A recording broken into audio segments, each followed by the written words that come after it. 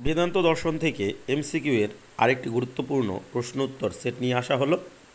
আগের ভিডিওটি দেখবে, সঙ্গে এই ভিডিওটি দেখো, আশা করি এগুলোর মধ্যেই কমন পড়বে। 81 নম্বর প্রশ্ন, ড্যাশ হলো ভারতীয় চিন্তাধারার প্রাচীনতম গ্রন্থ বেদ। 82 নম্বর প্রশ্ন, ড্যাশ বেদান্ত দর্শনের মূল ভিত্তি উপনিষদ।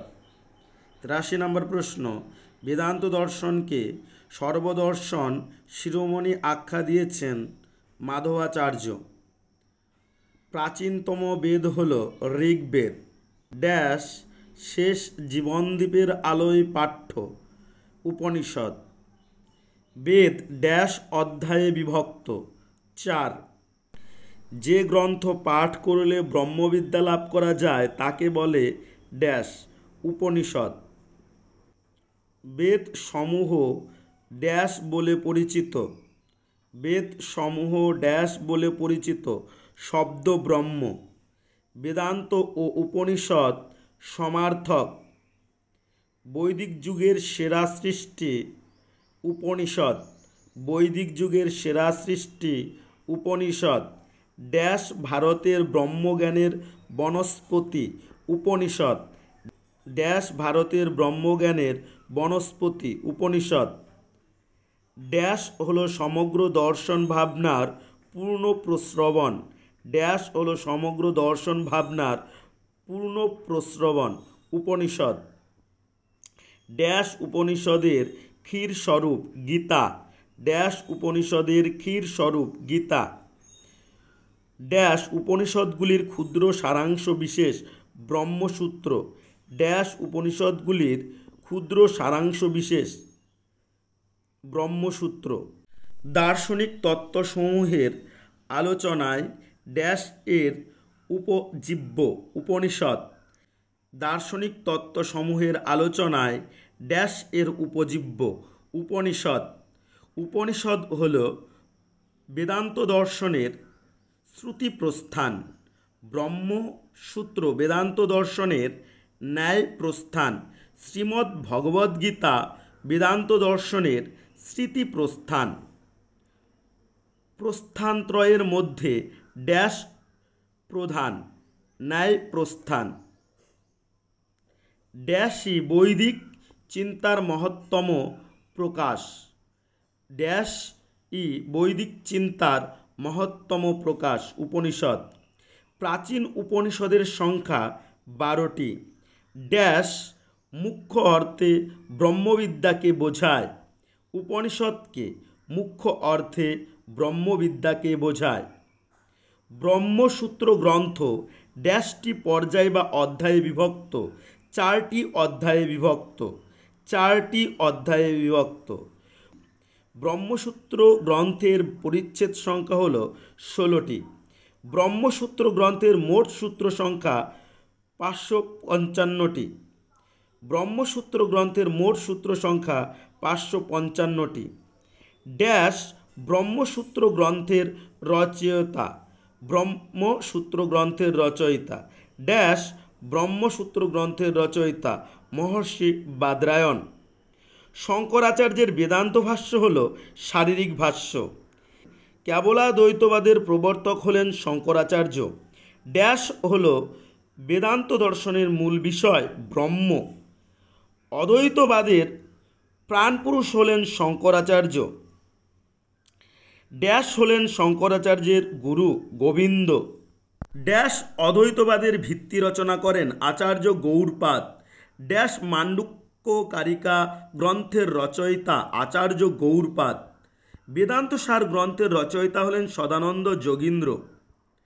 ব্রহ্মসত্য জগৎ মিথ্যা জীব ব্রহ্মৈব না পর একথা বলেছেন শঙ্করাচার্য। ব্রহ্মসত্যং জগৎ মিথ্যা জীব ব্রহ্মৈব না পর একথা বলেছেন শঙ্করাচার্য। সর্বপ্রথমে এই এক আত্মায় ছিল, এটি বলা হয়েছে ড্যাশ উপনিষদে ঐতরেয় উপনিষদে। এই আত্মা ব্রহ্ম উপনিষদের একথা বলা হয়েছে ড্যাশ উপনিষদে বৃহদারণ্যক উপনিষদে। পারমার্থিক দৃষ্টিতে ড্যাশ নির্গুণ ব্রহ্ম। স্বরূপ লক্ষণ হল ব্রহ্ম নির্গুণ। ড্যাশ দিক থেকে ব্রহ্ম সগুণ, ব্যবহারিক দিক থেকে। শঙ্করাচার্যের মতে সগুণ ব্রহ্ম হলেন ঈশ্বর। উপনিষদের নির্গুণ ব্রহ্মকে ড্যাশ নামে অভিহিত করা হয়, পর ব্রহ্ম। শঙ্করের মতে ব্রহ্মের কোনো ভেদ নেই। সর্বং খলিদং ব্রহ্ম, এটি অদ্বৈত বেদান্ত। অদ্বৈত বেদান্ত মতে ব্রহ্ম হচ্ছে পরমার্থ সৎ। তটস্থ লক্ষণে বলা হয় ব্রহ্ম জগতের স্রষ্টা। তটস্থ লক্ষণে বলা হয় ব্রহ্ম জগতের স্রষ্টা। পারমার্থিক দৃষ্টিতে জগৎ মিথ্যা। অদ্বৈত বেদান্ত মতে ড্যাশ সত্য, নির্গুণ ব্রহ্ম সত্য। ব্রহ্মের ড্যাশ সত্তা, পারমার্থিক সত্তা আছে। শঙ্করাচার্যের মতে ব্রহ্ম হলেন অদ্বৈত। সত্তা ত্রৈবিধ্যবাদ ড্যাশ মতবাদের সঙ্গে সঙ্গতিপূর্ণ, অদ্বৈতবাদ। তত্ত্বমসি বাক্যে তৎ শব্দের অর্থ হল চৈতন্য স্বরূপ ব্রহ্ম। প্রতিবিম্ববাদ বলতে বোঝায় জীব ব্রহ্মের প্রতিবিম্ব।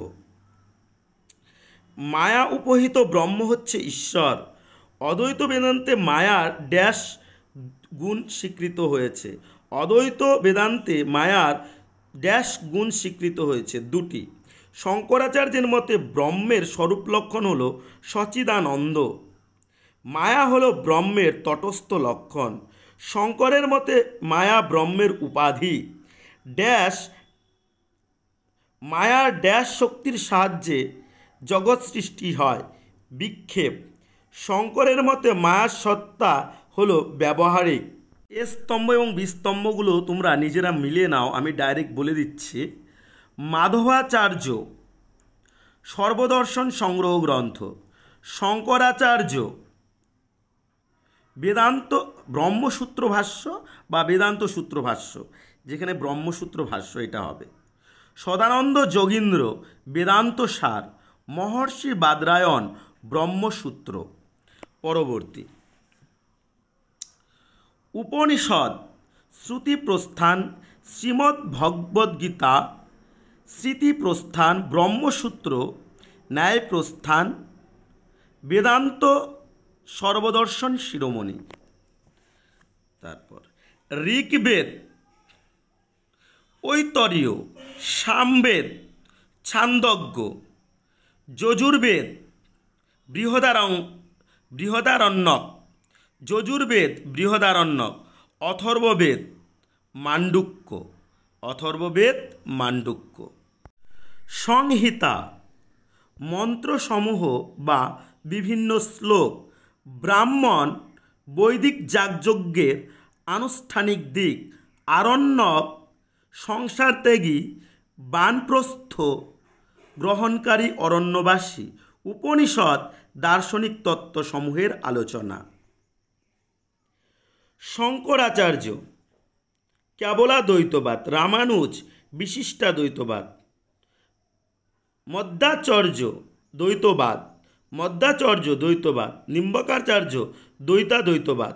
সাতরা পাবলিকেশনের বই থেকে যারা প্রশ্ন এবং উত্তর চেয়েছিলে তাদের জন্যই এই ক্লাসটি, এবং সঙ্গে সকলেই করে রাখবে।